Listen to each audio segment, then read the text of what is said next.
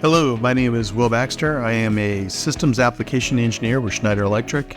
And in this video, I'll be showing you how to integrate the TeSys island with a Siemens PLC using the TIA Portal software and a free TeSys island configuration software tool from Schneider called SoMove.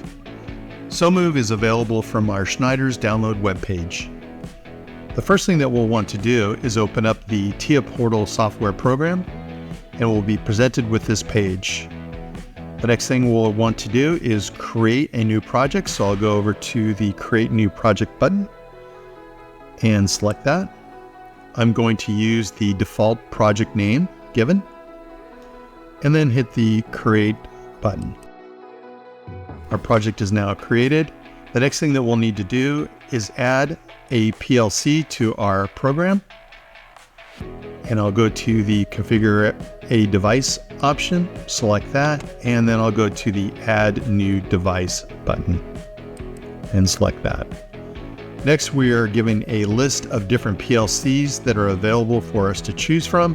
I'm going to go ahead and select the PLC that we will be using for this project.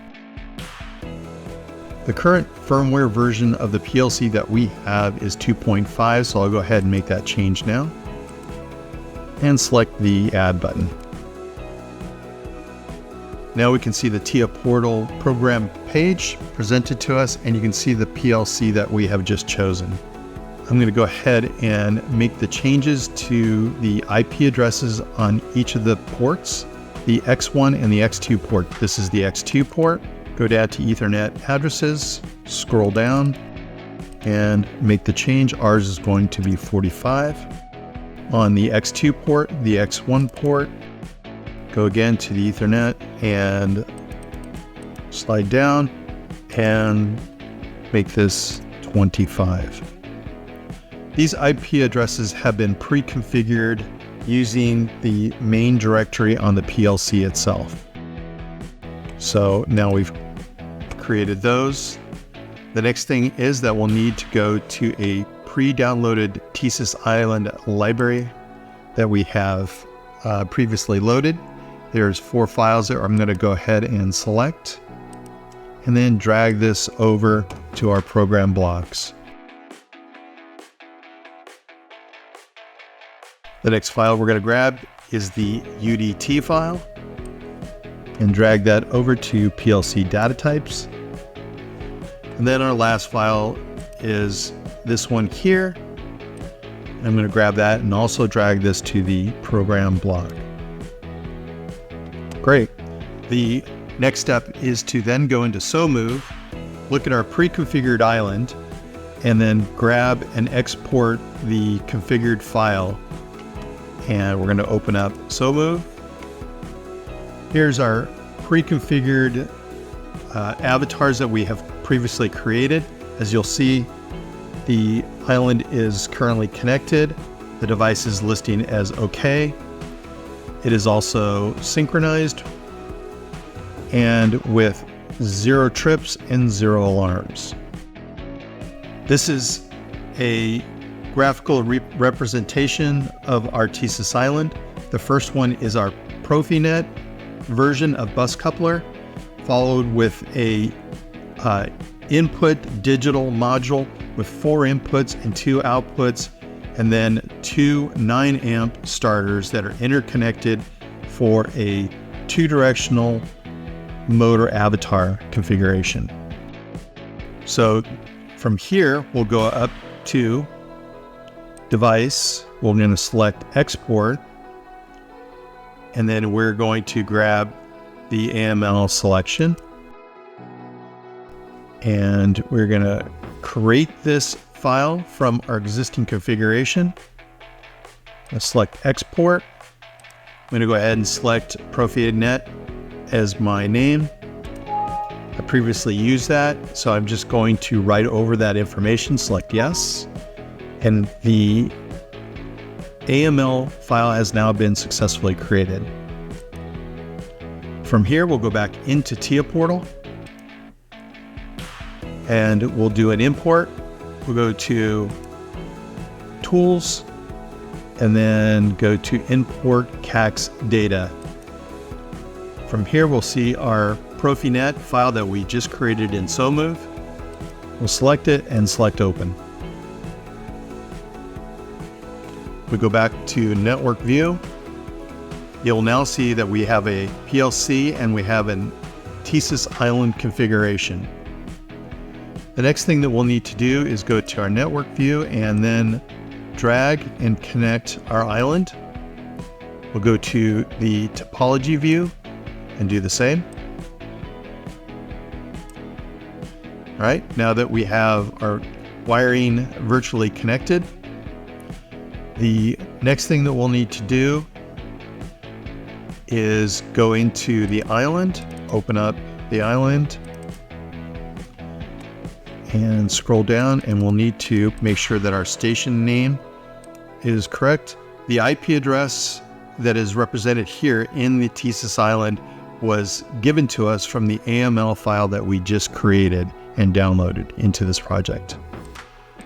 Okay, so I'm scrolling down. I'm going to unselect this and select the name of our station name, which is Island 7. Island 7.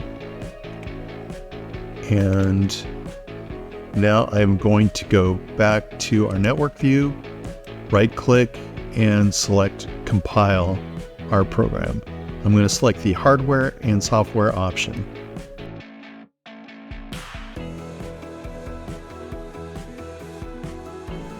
The next operation will be to download the device. So this will be a download to the PLC itself. I'm going to select hardware and software option. From here, we'll need to do a search. This will search for the PLC and the connection to the TeSys island. And now we're indicating that it has found, and we're going to go ahead and do a load. And we'll continue without synchronization. Select that option and select load.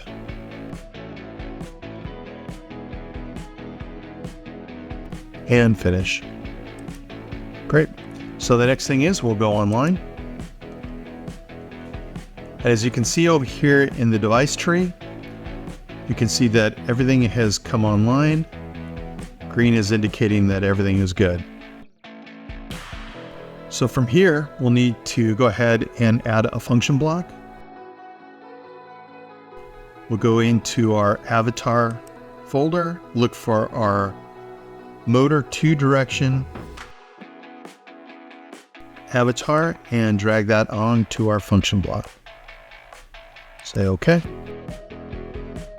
From here, there's several things within the function block that we'll need to configure. For one, I'm going to set this enable to a 1, which means true. And then I'll have the run forward. I'll have the hardware address, the start address, and the output address. First off, we're going to go ahead and find the hardware address. To find that, we'll go back to our devices, select the island, and if you look over here on our avatar, there's an input address, which is our starting address, our output, which is 1, our start address is 2, and now we go find our hardware address. So I'll select that and go down to our constants tags, and in here we'll look for our motor 2 direction. Here is the avatar 2 direction, but the one that we'll need is the acyclic, and that has an address of 268. We'll go back to our function block. We'll go to our hardware address and we'll do a search. And we're going to look for that hardware address, acyclic. Here it is, selected, and you can see now here's our hardware address of 268, which is what we currently saw. Next, we'll need to do our start address, our output address, and our run forward. To do that, we'll go back into our PLC tags, go to our default table tab, default tag table, and here we'll create those tags. The first one will be motor 2 direction, start, address. Next one will be a motor to direction out address.